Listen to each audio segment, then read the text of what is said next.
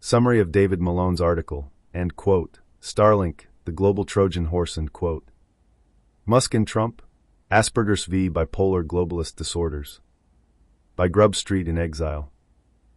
Image of Musk and Trump, Aspergers v. Bi Polar Globalist disorders turn their backs on each other? The Going Direct Paradigm. A mind map for listeners. A clickable link is provided on the blog for the context to BlackRock's failed Going Direct Paradigm. This document presents an overview of David Malone's article, end quote. Starlink, the global Trojan horse, end quote, which critiques the implications of Elon Musk's Starlink satellite internet service.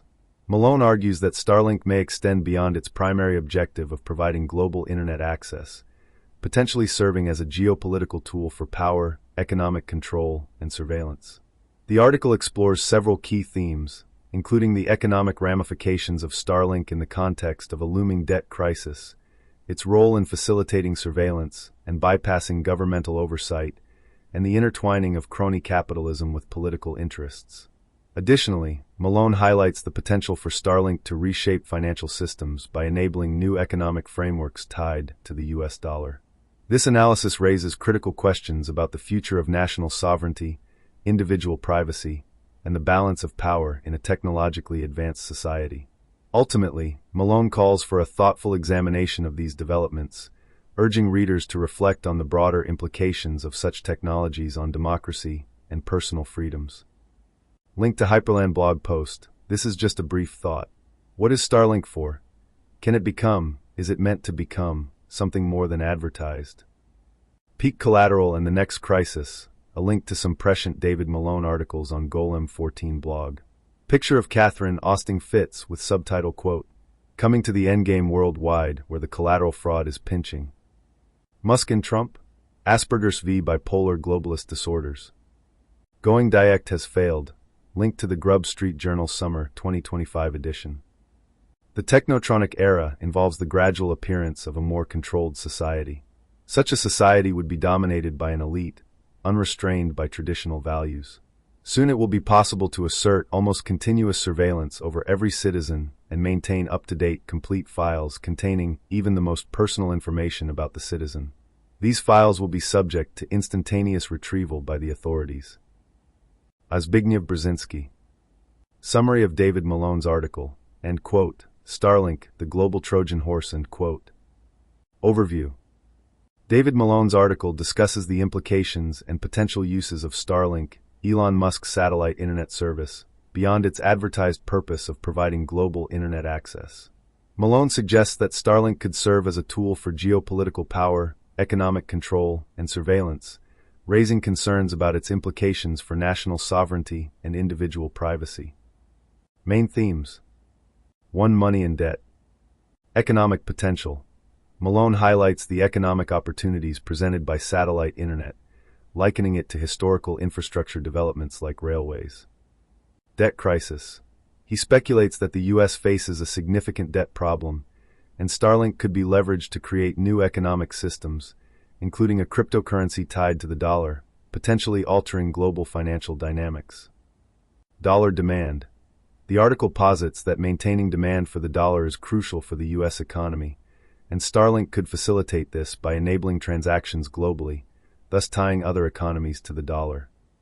2. Surveillance. Post-national technology. Starlink's ability to provide internet access without government oversight raises concerns about surveillance and control. Malone notes that it could allow users to bypass governmental barriers, creating a tool for both empowerment and intrusion. Geopolitical strategy. The article discusses how the U.S. government has used trade tariffs and diplomatic pressure to promote Starlink in other countries, linking its success to national security interests. 3. Crony capitalism. Political alignment. Malone critiques the alignment between government and private interests, particularly under the Trump administration, which he argues has facilitated Musk's business ventures at the expense of fair competition. Corruption accusations.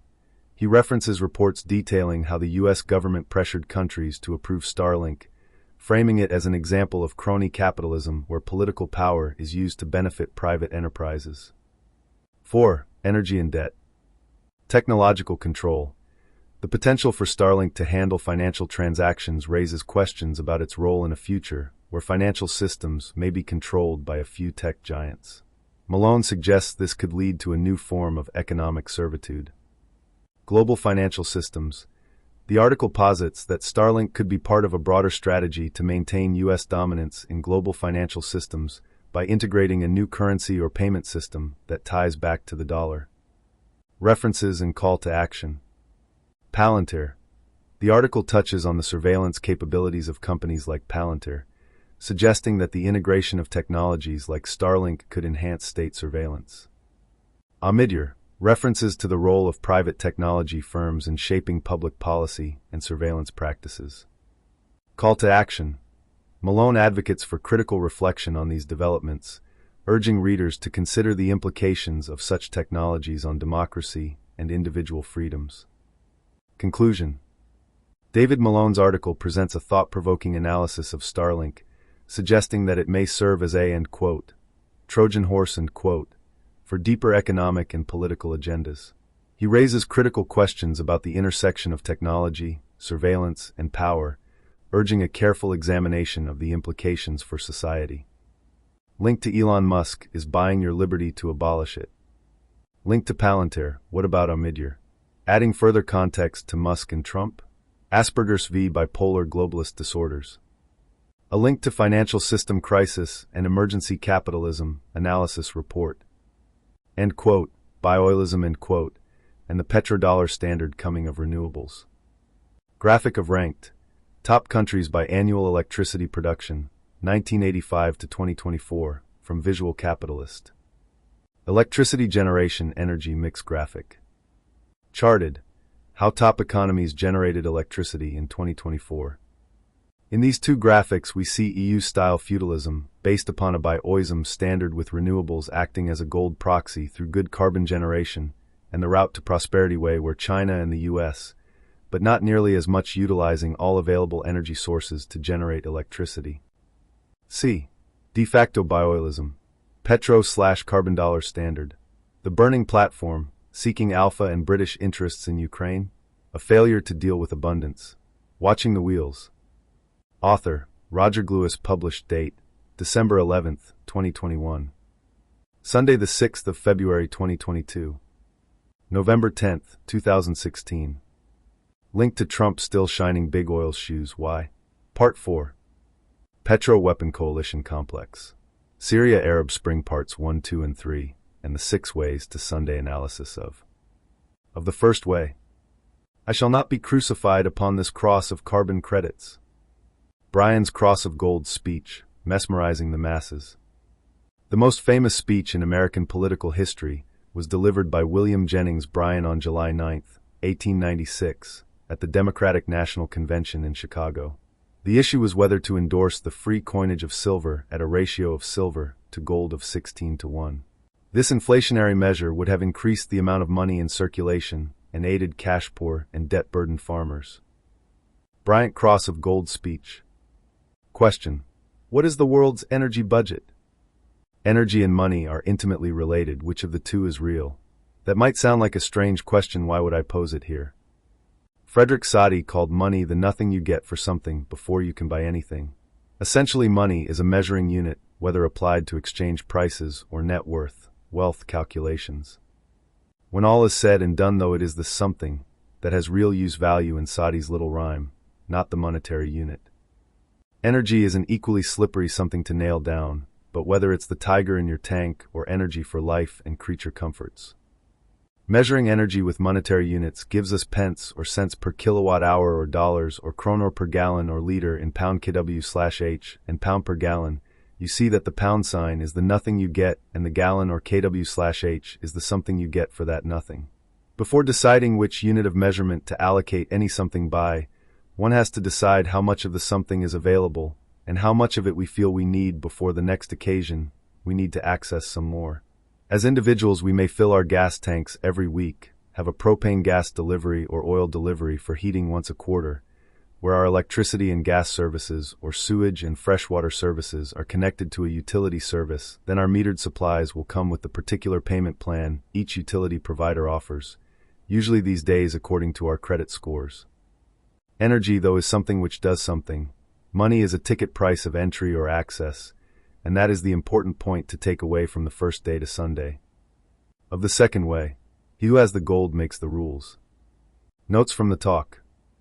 Gold was primarily an energy currency because more energy meant more gold, and cheaper energy made cheaper gold. Gold standard broke down when the Spanish raided America, and then Spain started to import everything and lost their interest in making things themselves. The curse of oil, too sudden an influx of money. If you have a source of energy under your control, then you have the power to decide what is done. Importing energy is like a loss of sovereignty. The late Richard Douthwaite explains very well how energy and economic activity are intimately related. For this second day on the way to Sunday, we will continue to focus on how much energy is available over the period in which we can sensibly plan our budget. Okay, let's tackle this query. The user is asking about, in quote, bioilism, in quote, and the petrodollar standard, specifically how Saudi Arabia's role as a swing producer affects currency inflation. They provided a lot of search results and some calculations, but I need to focus on the key points from the sources. First, I need to define what a swing producer is. From the search results, Saudi Arabia has historically been OPEC's swing producer, adjusting oil output to stabilize prices. The user mentions that in 2005, Saudi increased rigs by 144%, but only boosted production by 6.5%, indicating diminishing returns. This ties into the petrodollar system, where oil sales in USD create demand for the currency. The search results also discuss Saudi's recent moves to increase production without OPEC Plus consensus, aiming to pressure U.S. shale producers. Their lower break-even costs allow them to sustain lower prices longer than shale companies. This affects global oil supply and, consequently, the petrodollar's stability.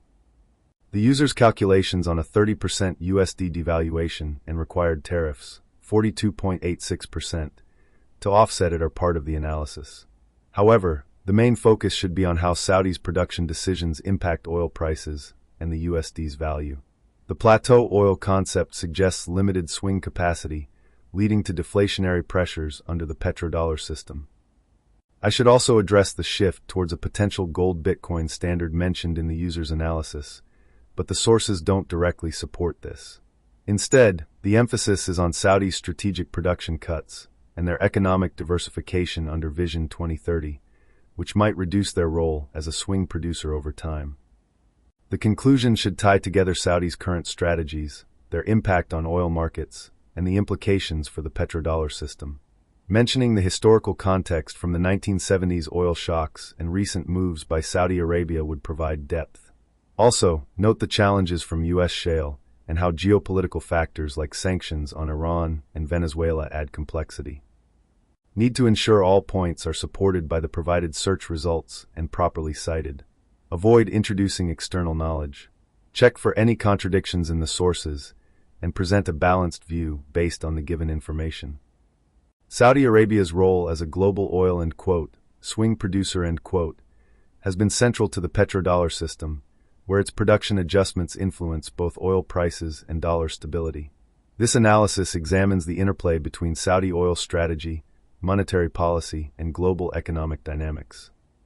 Link to article The Energy Market and its impact on money supply and analytical exploration. Saudi Arabia as swing producer, mechanics and implications. Historical context.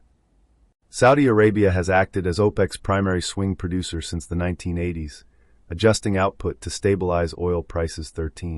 This role intensified after the 1970s oil shocks, when the U.S.-Saudi petrodollar pact tied oil sales to the $15. In 2005, Saudi Arabia increased drilling rigs by 144%, but achieved only a 6.5% production boost, signaling diminishing returns and foreshadowing, end quote. Plateau oil, end quote. Constraints 45. Modern geopolitical strategy. Recent unilateral production hikes, e.g. October 2024, aim to pressure U.S. shale producers by exploiting Saudi's lower break-even costs, $20/barrel versus $50 to $60 for shale, 15. This, end quote, punitive pricing, end quote, strategy seeks to reclaim market share but risks destabilizing OPEC plus cohesion and long-term revenue. 12. Petrodollar dynamics and monetary policy. Deflationary pressures. A petrodollar system reliant on Saudi swing production becomes inherently deflationary when production plateaus, as in 2005, mimicking the demonetization of silver in the 19th century. 45. Limited swing capacity reduces oil supply elasticity, exacerbating price volatility and dollar instability during demand surges. 5. Devaluation risks. A 30% dollar devaluation, hypothesized in the query, would require 42.86% tariffs to offset purchasing power loss, per the formula. Tariff rate equals 10.70 minus 1 equals 0.4286. Tariff rate equals 0.701 minus 1 is equal to 0.4286. Such a devaluation could accelerate the dollar's decline in global reserves, already down to 57.39% from 70% in 2000, particularly if oil-exporting nations diversify currencies. Link to article Dollar Hegemony and Tariffs. Challenges to the swing producer model. Factor impact on Saudi Arabia. Impact on petrodollar. U.S. Shale resilience forces prolonged low-price strategies. Draining Saudi reserves. 15 weakens dollar demand if shale dominates supply. Vision 2030 diversification reduces oil revenue dependency, potentially diminishing swing producer incentives. 2 erodes petrodollar's geopolitical foundation. OPEC plus fragmentation. Unilateral moves, e.g., 2024 production hike, undermine cartel pricing power. 14 increases oil market volatility, pressuring dollar stability. Conclusion. Link to Trumop still shining big oil's shoes. Why? Saudi Arabia's swing producer role remains critical to the petrodollar system, but its effectiveness is eroding due to U.S. shale resilience, domestic diversification efforts, and OPEC plus discord. A 30% dollar devaluation would destabilize global trade balances, while plateaued oil production capacity risks deflationary shocks. The system's longevity now hinges on Saudi Arabia's ability to balance market discipline with Vision 2030's economic transformation. 25. Okay, let's tackle this complex query. The user is connecting several concepts: plateau oil, petrodollar system, swing producers, potential shifts to a quasi-gold or carbon standard, and Starlink's role in a new monetary system. First, I need to understand the plateau oil concept. From the search results, plateau oil refers to the inability of swing producers like Saudi Arabia to significantly increase production despite efforts, leading to deflationary pressures under the petrodollar system. The example from 2005 where Saudi Arabia increased rigs by 144%, but only boosted output by 6.5% shows diminishing returns. This ties into the petrodollar stability, as limited swing capacity can't buffer demand shocks, causing volatility. Next, the user mentions uncapping resources like Gull Island in Alaska and, end quote, drill baby drill, end quote, as a shift. If the U.S. ramps up production, it could reduce reliance on OPEC, affecting the petrodollar. The search results note that U.S. shale resilience has challenged OPEC's pricing power. Increasing domestic production might aim to stabilize oil prices and reduce dollar vulnerability from petrodollar recycling. Linked to There Will Be Blood, Trump still polishing J.R. Ewing's shoes. The quasi-gold standard transition is another layer. The user suggests a move towards a carbon currency or renewable energy-backed standard. The visual capitalist links show electricity production data, which is key here. If renewables become a larger share, tying currency to carbon credits or renewable output could mirror a commodity-backed system. This relates to Walter Burian's argument against a gold standard, advocating for a commodity index instead to prevent wealth concentration. Now, David Malone's Starlink Trojan horse theory. Starlink's global satellite network could facilitate a new digital currency, possibly a CBDC or private crypto tied to the dollar. This would maintain dollar demand even as the petrodollar wanes. The search results mention Musk's banking licenses and the potential for a cryptodollar system, which aligns with the idea of Starlink enabling a seamless, borderless transaction network. Connecting these, the U.S. might be pivoting from petrodollar to a tech-driven monetary system. By increasing oil production, drill baby drill, they reduce OPEC's swing producer role, mitigating deflationary risks. Simultaneously, promoting renewables sets the stage for a carbon-based currency. Starlink's infrastructure supports a digital dollar, ensuring continued global demand despite shifts in energy markets. I need to ensure each point is backed by the provided sources. The petrodollar's history, Saudi's role, U.S. shale impact, and the move towards digital currencies are all covered. The user's mention of a quasi-gold standard via carbon credits ties into the commodity index idea from Burian, while Malone's Starlink analysis provides the tech angle. Potential challenges: ensuring the connections between energy production shifts, monetary policy changes, and tech infrastructure are clear. Also, explaining how deflationary pressures from plateau oil lead to the need for a new system. The search results on petrodollar recycling and its benefits to the U.S. economy highlight why a transition is necessary if the petrodollar weakens. Link to So You Want a Gold-Backed Currency. The 50-year plan is coming to a close, from Walter Burian's 2018 letter to CAFR. In conclusion, the answer should structure these elements into sections: petrodollar dynamics, energy production shifts, carbon/renewables as a new standard, and Starlink's role in a digital monetary system. Each section should cite relevant sources, like Investopedia on petrodollars, Walter Burian's commodity index, and Malone's Starlink analysis. The interplay between energy markets, monetary systems, and technological infrastructure is undergoing a paradigm shift, driven by plateau oil dynamics, evolving petrodollar challenges, and emerging digital frameworks. Here's a synthesized analysis. Link to Time Morgan Seeds falsified. Peak oil falsified. 1. Petrodollar under pressure. Plateau oil and swing producer limits. Saudi Arabia's diminishing returns.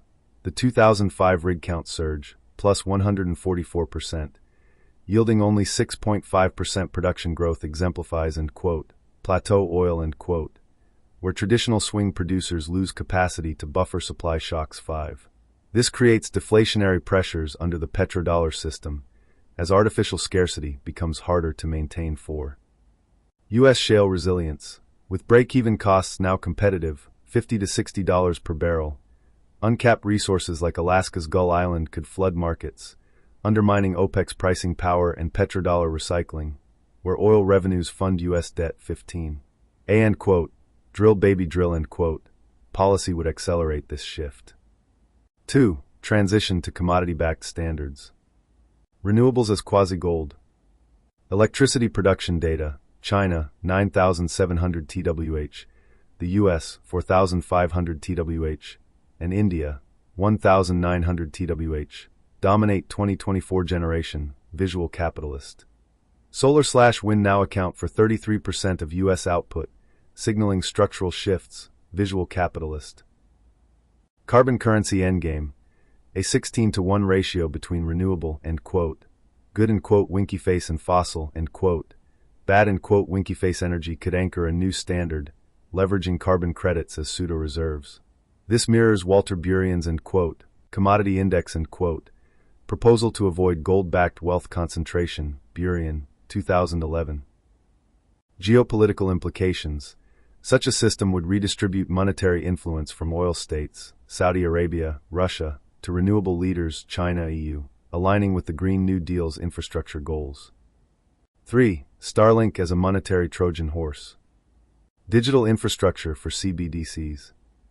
David Malone posits that Starlink's global satellite network could enable a dollar-tied cryptocurrency, bypassing traditional banking systems, Malone, 2025. Musk's U.S. banking licenses and Amazon's Kuiper project suggest a push for de facto digital dollarization, ensuring demand even as petrodollar dominance wanes, Malone, 2025. Control mechanisms. Real-time transaction monitoring via low-orbit satellites could enforce carbon credit compliance, linking energy use to monetary policy. This aligns with the WEF's, end quote, stakeholder capitalism, end quote, model, where tech giants mediate resource allocation. 4. Synthesis, the new trilemma. Factor petrodollar era emerging system anchor oil, USD, renewables/carbon, digital CBDC, swing capacity Saudi Arabia/OPEC plus U.S. Shale plus uncapped reserves monetary leverage petrodollar recycling Starlink/Kuiper transaction nets deflationary risk plateau oil limits overproduction of solar/wind tech. Conclusion.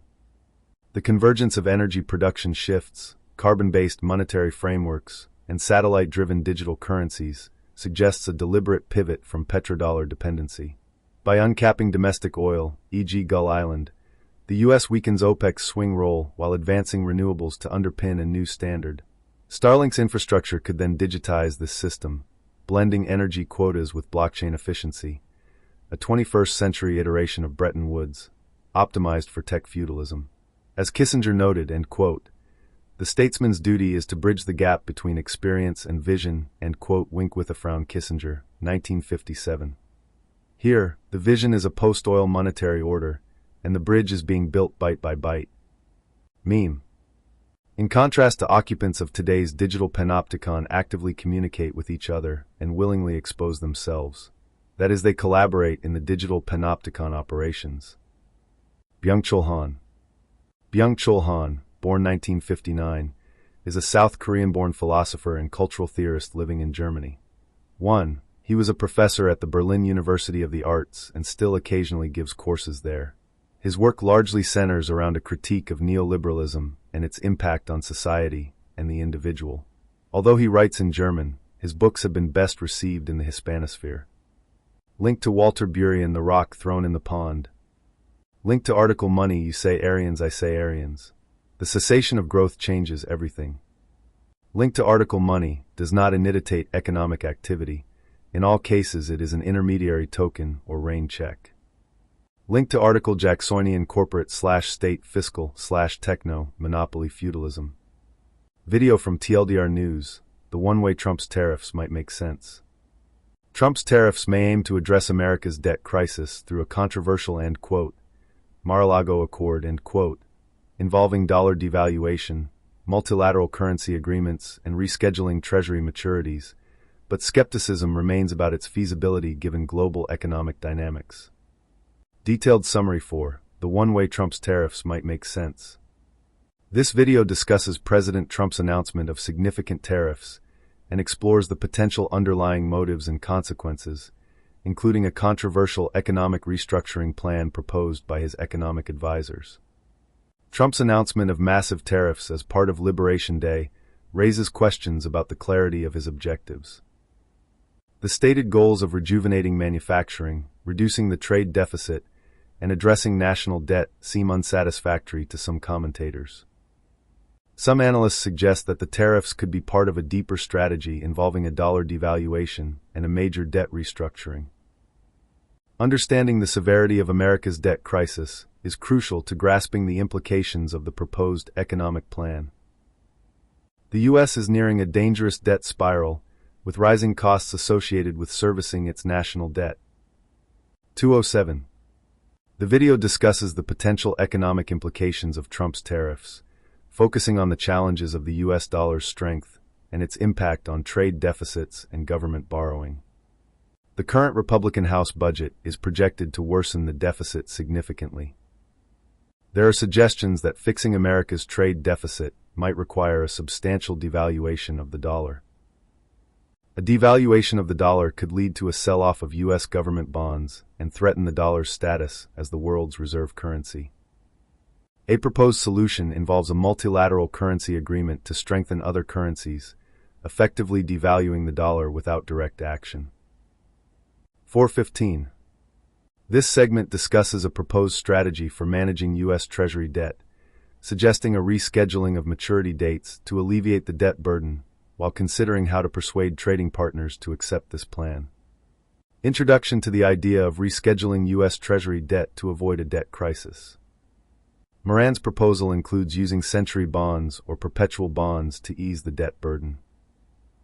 Strategies to persuade trading partners include leveraging tariffs, defense commitments, and central bank tools. Discussion on the potential negotiation tactics by Trump, including tariffs and military presence adjustments. 623.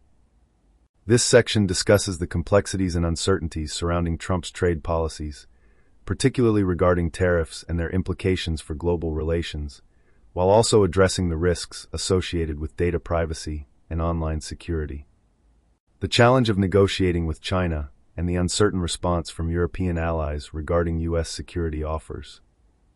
Trump's trade policy appears to be erratic, lacking a coherent strategy, raising doubts about the effectiveness of his approach to global trade.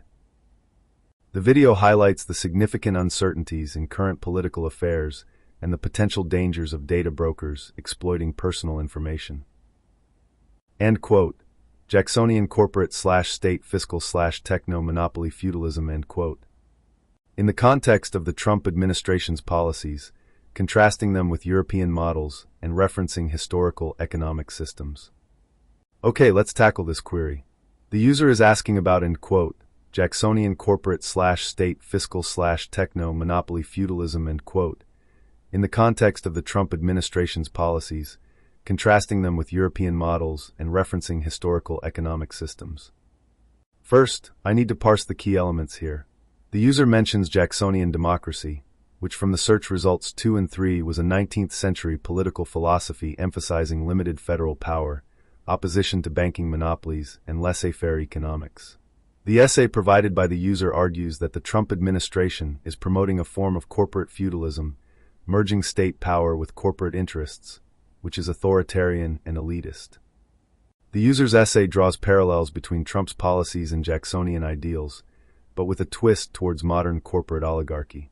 The search results on feudalism 1, 4, and corporate feudalism 5 describe systems where power is concentrated in the hands of a few elites or corporations, leading to dependency among the populace. This aligns with the user's argument about techno-feudalism in Europe and corporate feudalism in the US.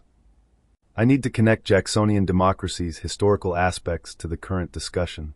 Jackson opposed the Second Bank of the US, which relates to resisting centralized financial power. The user's essay contrasts this with Trump's administration, which, despite populist rhetoric, favors corporate oligarchs. The search result 2 mentions Jackson's laissez-faire approach, but notes his administration's expansion of federal power, which might be a point of comparison. The European model, as per the user, is a state-led techno-feudalism with corporate political alliances, like the EU's regulatory frameworks. Search result 5 discusses corporate feudalism, where citizens depend on monopolies for basic needs, which fits the European scenario described. The user also references historical economic systems like Henry Clay's American system and Henry Charles Carey's shift from free trade to protectionism. The American system advocated for infrastructure and protectionism, which the user contrasts with Trump's policies. Carey's rejection of free trade after the Panic of 1837, from the provided Wikipedia link, shows a historical precedent for shifting economic policies in response to crises, which might parallel current shifts. The essay's mention of a bipolar world order, US versus China/Russia, and the gold standard dollar relates to search result 5's discussion on corporate control over essential services, extending to global economic dominance. The user's comparison to Orwell's 1984 and Huxley's Brave New World requires linking the authoritarian aspects of feudalism to modern governance models. I need to ensure citations from the provided search results. For example, when discussing corporate feudalism, citing 5, and when mentioning Jacksonian opposition to banks, citing 2 and 3. The user's essay also touches on laissez-faire economics, which is covered in 2 and 3, so those can be cited there. Potential structure. Start with an overview of Jacksonian principles, then discuss how modern policies diverge into corporate feudalism. Compare US and European models, reference historical economic shifts, and conclude with the implications of this new feudalistic order. Ensure each point is backed by the search results provided, using appropriate citations. The concept of end quote, Jacksonian corporate/state fiscal/techno monopoly feudalism end quote, reflects a modern political economic framework where corporate oligarchies and state power merge, creating stratified systems of dependency. This analysis draws parallels between 19th century Jacksonian democracy, contemporary corporate state dynamics, and emerging techno-feudal structures. November 23, 2021. Truth in Intensive Care. I see you. Hashtag ICU busted flushes and threadbare narratives. WMDs to IOUs hashtag the Great Belan hashtag oil black gold hashtag induced coma of a new oil shock hashtag Bilderberg hashtag Olaf. Jacksonian roots and corporate feudalism. Jacksonian democracy emphasized limited federal power, opposition to banking monopolies, and Laissez-faire Economics 23. While Andrew Jackson fought centralized financial control, e.g., dismantling the second bank of the U.S., modern iterations of this ethos have paradoxically enabled corporate oligarchies. Today's corporate feudalism sees citizens dependent on monopolistic entities for essentials like housing, healthcare, and digital infrastructure. 5. This mirrors medieval feudalism's lord-peasant dynamic, where power and resources concentrate among elites. 14. U.S. versus European models. The Trump administration's approach has been characterized by billionaire-dominated policymaking, prioritizing corporate interests over multilateral globalism, a shift toward transactional bilateralism rather than EU-style supranational integration, rejection of Europe's techno-feudalism where corporate political alliances, e.g. historic coal/steel cartels, drive centralized regulatory frameworks. 5. By contrast, Europe's model emphasizes technocratic governance through entities like the European Central Bank, creating dependency structures where citizens interface more with corporate-state hybrids than traditional governments. 5. Historical economic shifts. This new feudalism diverges sharply from 19th-century economic visions. Henry Clay's American system, protectionism, infrastructure investment, sought to empower national industry. 3. Henry Charles Carey initially supported free trade, but later advocated protectionism to protect workers. 3. Jackson's laissez-faire ideology now enables monopolies rather than preventing them. 23. The Trump administration's policies align more with Kerry's later protectionism, but lack his focus on labor welfare, instead privileging oligarchic interests. 3. Global implications. The emerging bipolar world order features Aspect U.S. Model European/Chinese model governance corporate state oligarchy technocratic supranationalism economic control private monopolies public private hybrid cartels social contract transactional dependency regulatory dependency global role national exceptionalism multipolar integration. This system creates Huxley-esque stratification domestically, deltas and gammas winky face, while imposing Orwellian power dynamics internationally. 15. The push for a gold-backed dollar exacerbates these divisions, privileging U.S. financial hegemony over collaborative monetary systems. 3. In essence, modern corporate feudalism represents both a departure from and perversion of Jacksonian ideals, merging state authority with monopolistic control to create new hierarchies of dependency and power. The economic consequences of President Trump. Is the dollar being devalued by stealth? That old trilemma, linked to article. Answers from Roger G. Lewis interrogation of Perplexity Reasoning. Further reading. Pig's Ignorance, Peak Oil, and the Road Out of Serfdom. Crises and Heresy poem by Roger G. Lewis. Crises and Heresy. Heresies, skeptical uttered things. Usually by heretics, not our type. A black living pest attached to a thought. Properly removed by crushing between the thumb and forefinger taking care to rip the offending critter by the root, as the blood of its misery congeals. I am reminded of a crown of thorns, breaking the skin but not the will, of a Savior crucified without cause. Roger G. Lewis, 2025. The Oyster by Imar Adifai. Asses in Clover. To Going Direct. The oyster by Imar Adifai. The sun was shining brightly upon the fields below. He did his very best to make the corn and fruit to grow. And that was wrong because it brings the prices down, The corn was ripening in the fields, the fruit upon the tree. The shops were full, and laden ships were sailing on the sea. All things had a fictitious look of fair prosperity. And that was wrong because the world was ruined utterly. The banker and economist were walking hand in hand. They wept like anything to see such plenty in the land. If this were only stopped, they said. The prospect would be grand. If 7 pests or 7 plagues were loosened every year. I think, said the economist. That things would then be dear, I wonder, end quote, said the banker, and wiped away a tear. End quote, consumer, come and walk with us, end quote. They both did make request. End quote, the time has come to tell you what we think for you is best, end quote. End quote, oh thank you, end quote, the consumer said, with lively interest. End quote, and first, end quote, said the economist.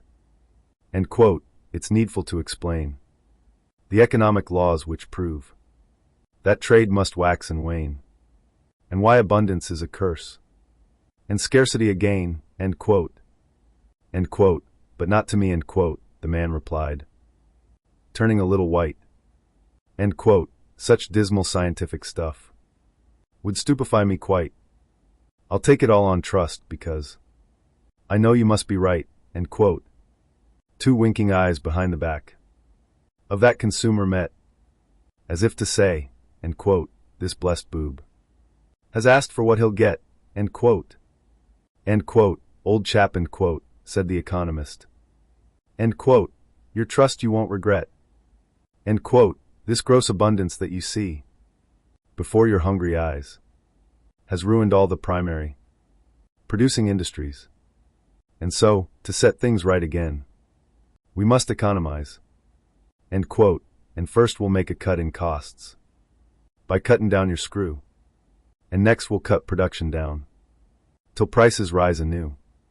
Then, though you'll have less goods to buy, more work you'll have to do, end quote. End quote, right ol', end quote, the good consumer said. A sturdy Briton he, and smiling bravely, yielded up his share of LSD. By such contraction wages show their elasticity. End quote, it seems a shame, end quote, the banker said.